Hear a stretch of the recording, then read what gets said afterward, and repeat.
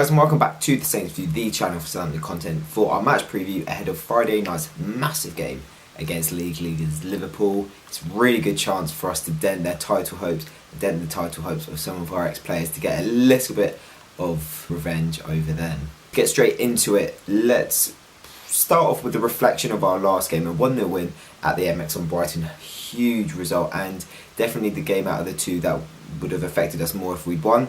I think that's definitely fair to say. Obviously Brighton are very close to us now.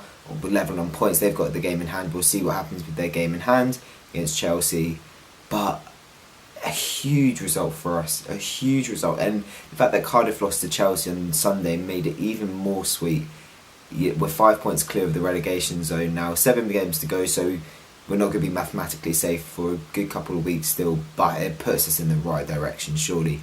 Liverpool are the final team out of the top 6 that we have to play this season, and then after that it's all teams sort of in and around mid-table area, not really close to us. I think it's fair to say that you got Newcastle and obviously Huddersfield on the final day. They're already relegated, so hopefully that's an easy 3 points.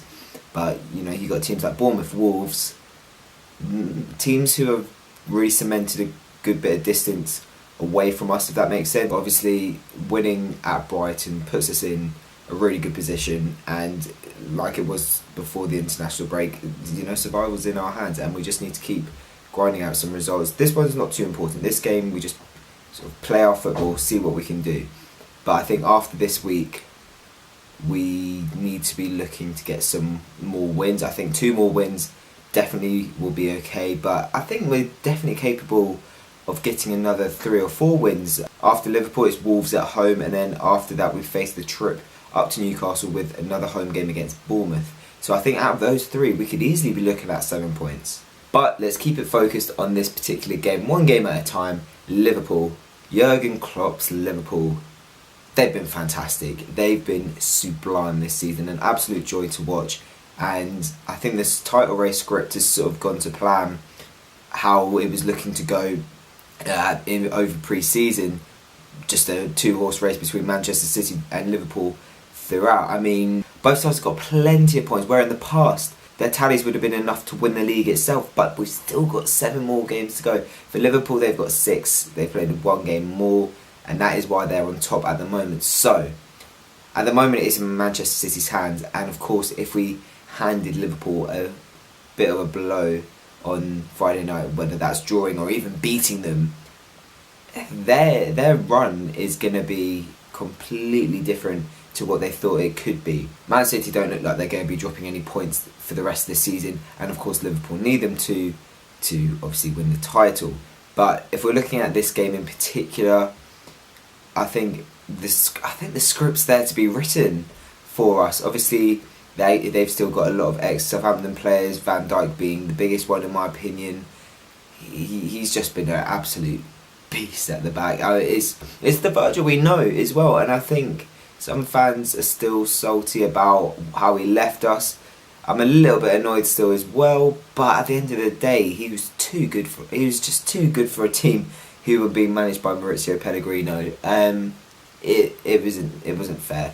I did think the way it was handled was a little bit poor, but it's been almost a year and a half. Let's not look too far back. He's already played us twice in a Liverpool shirt, and I think we've got to move on from this one. We've had to sell plenty of players, especially to Liverpool, and when it comes to this one, I don't think he was going to stay much longer. To be honest, I felt we were quite lucky to keep him for the sort of remaining 3 or 4 months before the January window. But the man in form for them at the moment really is actually Sadio Mane, who is obviously another ex-Saint. Mane's got a hatful of goals so far this season, putting him in very good contention for Golden Boot. Much better than Salah this season. If you look at last season Salah compared to this season Salah, it's just crazy how the gap's been in sort of quality. He hasn't, I think it's 1 goal against the whole top 6 all season. It's absolutely ridiculous, but he is still in contention for the Golden Boot as well. So he's getting the goals, he's getting the numbers. He's just not been as appreciated this season, and he doesn't deserve the appreciation that he got last season, this campaign. But I think what we need to be looking out for is quite obvious. I mean, Liverpool obviously have been playing so well this season, but we know what to look out for. We know how they play. it's quite similar to us now. High pressing, fast flowing football, and on the front foot, their front three is fantastic with Firmino coming into the fold as well as Mane and Salah.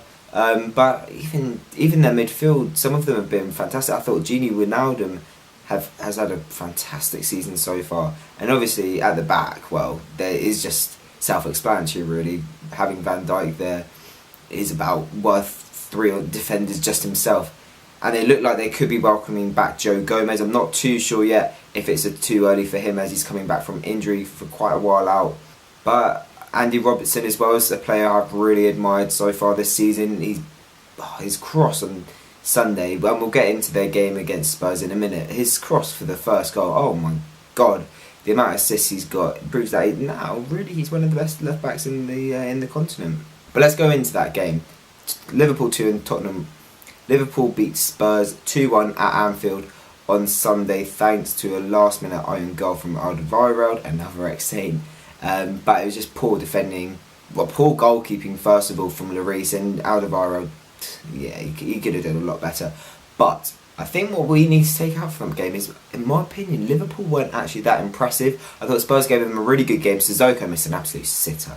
I mean, they would have been gutted that chance fell to Sissoko of all people.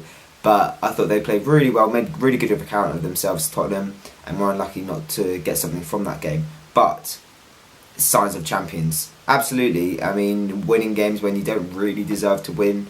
I think Liverpool are definitely good examples of that, and they'll completely deserve the Premier League title if they go on to win it. But I think there are quite a few Saints fans at the moment who would love to put that massive dent, that final little dent in their title challenge, because like I say, Manchester City are so good and don't look like they're going to be dropping points for the rest of the season. I think that the one game, maybe 2 games, where you could argue that they might drop points is obviously they've got to play the Manchester derby at Old Trafford, and they do host Spurs, but you can see them beating Spurs comfortably. But yeah, that Manchester derby, that'll be a very interesting game, especially if Liverpool beat us and stay in contention, because at the moment they're 2 points clear of City, but City have that game in hand. So for them, it's just they've just got to win games. That's all they've got to do. It's pretty easy. Not the winning the games, obviously, but they know what they need to do. And they've played so many teams like us off the park recently this season. Obviously beating Watford 5-0 at Anfield. That's been the key for them, home form.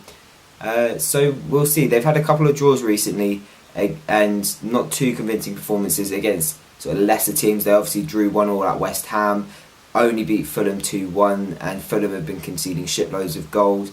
So I think we've got a really good chance. Hopefully Yannick Vestergaard is back for this one, but Yoshida had a good game, and it looks like now we will be starting with that 4-2-2-2.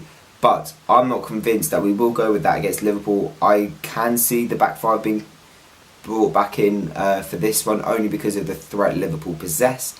But it's a Friday night, we're on Sky, at home, under the lights. We've got to make an atmosphere, we've got to make it difficult for them, because personally, I don't really have anything against Liverpool. I'd be perfectly fine to see them win the league, but some fans are still a little bit bitter about a load of our players going to them. Adam Lallana is another player I haven't mentioned who's obviously still there. But I think we've got the tools at our disposal to give them a really good game and potentially take a point from it. I don't think we'll win it. I can't see us getting a win from it just because they're too good. Technically, we're one of the most informed sides in the league. If the league was based on 2019 form alone, we'd be 5th, which is a really good stat to see, proving how influential Hasenhüttl has been. And I think back-to-back wins before this game, we've got a really good chance to give Liverpool a good test. But I think what's important is that we don't start badly like we did against Tottenham, because I feel like Liverpool will definitely take their chances if we give them like we did in that first half against Spurs. We were lucky that Spurs just didn't take their chances and that we could turn the game around in the second half. Liverpool won't be that kind.